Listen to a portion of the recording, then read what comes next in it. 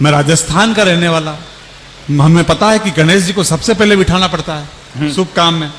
मैं गणेश जी की वंदना करना चाहता हूं और मैं चाहता हूं उस वंदना में पूरा बिसाऊ मेरा साथ दे। लीजिए वंदना शुरू करता हूं। ऐसे करना पड़ता है, सुर मिलाना पड़ता है, जरूरी। बोल गणेश जी महाराज की जय। अपनी वंदना खत्म। मारवाड़ी जितना आउटपुट होता है उतना इनपुट लेता है अपन। जब जय में पूरी बात हो रही तो काहे को लंबी चौड़ी बात करें अपन। बहुत बढ़िया। और अपन तो इंटेलिजेंट पैदाइशी, मारवाड़ी पैदाइशी इंटेलिजेंट होते हैं, पढ़ने की जरूरत नहीं पड़ती, क्योंकि अपने खानदानी बाप दादा तक इंटेलिजेंट। पिताजी ने बचपन में ही समझा दिया, बेटा जिंदगी में कभी किसी से कोई चीज मांगना तो ऐसे मांगना जैसे अपने बाप की। देवे तो ठीक, नहीं देवे तो कौन से अपने बाप की है यार। अरे जियो सुनील भाई जियो। और आप सब लोग मुझे अच्छी तरह से जानते होंगे, और जिसने सत्यनारायण की कथा पढ़ी होगी या सुनी होगी वो जानता है। कथा में आता है, बहुत समय पहले की बात है, एक गांव में एक गरीब विद्वान ब्राह्मण रहता था। वो गरीब विद्वान ब्राह्मण मैं हूं। विद्वान है अपन तो। पिताजी ने कहा देख बेटा पढ़ाई लिखाई से मतलब नहीं, आगे पीछे दुकान लगानी है अपने गालबा देवी में, धंधा करना है, जा सामान ले। और आप सब जानते हो बड़े लोग जिसकी परचेजिंग अच्छी होती है उसका बिजनेस अच्छा होता है। मैं गया बचपन में दुकान में सामान लेना है। मैंने कहा भाई जी गेहूं है क्या? बोले है। मैंने कहा 5 किलो दो। बोले थैला? मैंने कहा ये रिया। भाई ने 5 किलो डाल दिया। मैंने कहा चावल है? बोले है। 5 किलो दो। बोले थैला? मैंने कहा इसी में डाल दे। पिताजी इंटेलिजेंट है, बैठे बैठे अलग कर लेंगे। मैंने कहा बाजरा है? बोले है। बोले 5 किलो दे। बोले थैला? अरे मैंने कहा तेरे समझ में नहीं आ रही है, इसी में डाल। तीनों सामान एक ही थैले में लेके जाने लगा। दुकानदार बोला रे भाई पैसे? मैंने कहा पैसा 1 तारीख को। बोले भाई उधार में धंधा नहीं करता हूं। बोले नहीं करता है तो तेरा माल। जय हो। जी जी जी जी। बोले ले जा मेरे बाप। मेरे पिताजी इतने इंटेलिजेंट नहीं है। अच्छा खाने पीने में पंडित लोग शुरू से एक्सपर्ट होते हैं, और हम तो श्रीनाथ जी के रहने वाले 2-2 लड्डू यूं निपटाते हम। पिताजी ने बचपन में ही समझा दिया, बेटा पंडित ध्यान रखना खाने पीने का, पहली बार खाए तो ऐसे खाना जैसे दूसरी बार कभी मिलेगा नहीं, और दूसरी बार खाए तो ऐसे खाना जैसे पहले कभी देखा ही नहीं हो। नहीं मेरे साथ बहुत गलत किया हरीश भाई आपने। हमारे बड़े बुजुर्ग बहुत ध्यान रखते थे खाने पीने का। हमारे ताऊ जी थे जो 50-60 रोटी यूं ही निपटा देते। सर्कस वाले लेके पकड़ के, और बोले सर्कस में काम करोगे? बोले हो। बोले काम क्या करना है? बोले कुछ नहीं, रोटियां खानी है 40-50 एक साथ। बोले इतनी बढ़िया बात, चलो। 3 से 6, 6 से 9, 9 से 12 का 100 सर्कस में।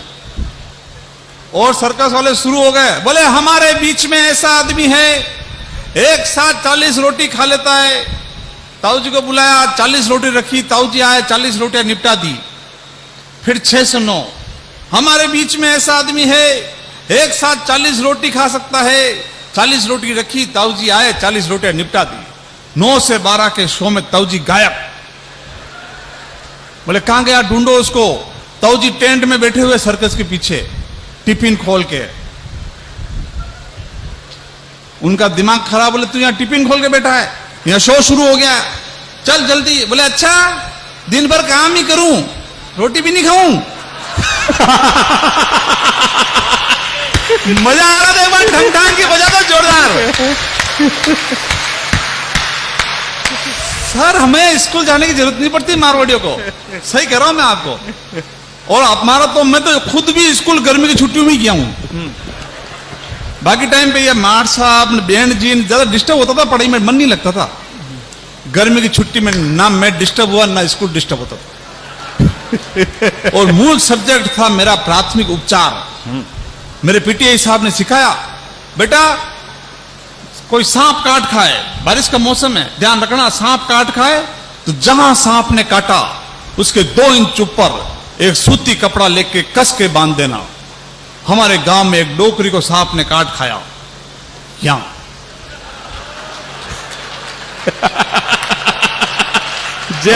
2 इंच ऊपर सूती कपड़ा लेके डायरेक्ट पोस्टमार्टम की रिपोर्ट आई, सांप जहरीला नहीं था, मौत तो उसकी दम घुटने से हुई है। सर बताया मुझे, बेटा कोई पानी में डूब रहा हो सर, ऐसे लग रहा है जैसे अमित शाह और मोदी जी बात कर रहे हैं कसम से। बताया सर मुझे, कोई पानी में डूब रहा हो तो उसको बाहर निकालो, उल्टा लेटाओ, उसके पेट पे वजन रखो, उसका नाक बंद करो, उसके मुंह में से पानी निकलेगा तो बच जाएगा। हमारे वहां गांव में डूब रहा था, लोगों ने कहा निकालो निकालो, मैंने कहा रुक जाओ। बोले क्यों? मैंने कहा लंबा प्रोसीजर है, बाहर निकालना पड़ेगा, उल्टा लेटाना पड़ेगा, पेट पे वजन डालना पड़ेगा, उसका नाक बंद करना पड़ेगा, उसके मुंह में से पानी निकलेगा तब बचेगा। अरे तो मेरे बाप निकाल तो सही यार। अरे मैंने कहा बेवकूफ हो, पहले इसमें पानी भरने तो दो।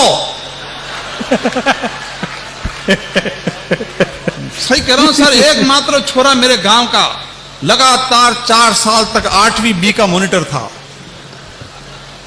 किसी दूसरे को बनने ही नहीं दिया। मार साहब आए, हाथ जोड़े, बोले नबी में भी जाएगा कि मेरे साथ ही रिटायरमेंट लेगा। सबसे अपन ने कोशिश की सर, बहुत पढ़ाई करने के बाद जिला शिक्षा अधिकारी, सर आप तो जानते हो एडीओ साहब, इंस्पेक्शन पे जाते हो स्कूल में, विद्वानों को साथ ले जाते हैं बाबूजी को, तो हमारे जिला शिक्षा अधिकारी मुझे ले जाते थे। और सरकारी स्कूल, गांव का प्योर सरकारी स्कूल, और मैंने जाते ही 7वीं क्लास के छोरे से पूछा, प्योर छोरा 2 का पढ़ा सुना।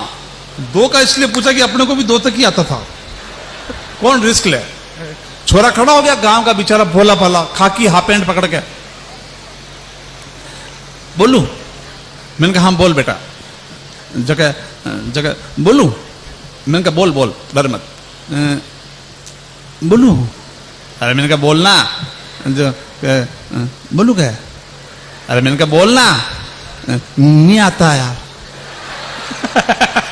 मैंने कहा ठीक टाइम पास कर रहा है यार। मैंने 8वीं क्लास के बच्चे से पूछा, 2 का पढ़ा सुना, वो इंटेलिजेंट था, खड़ा हो गया, बोले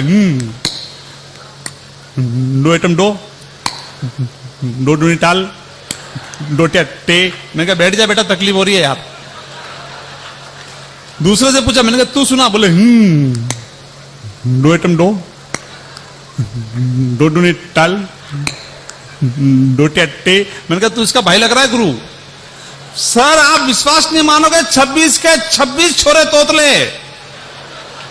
मैंने प्रिंसिपल साहब को बुलाया, हेडमास्टर साहब को, जल्दी आओ पानी में खराबी है, टेक्निकल मिस्टेक, सारे छोरे तोतले। हेडमास्टर साहब बोले हाँ।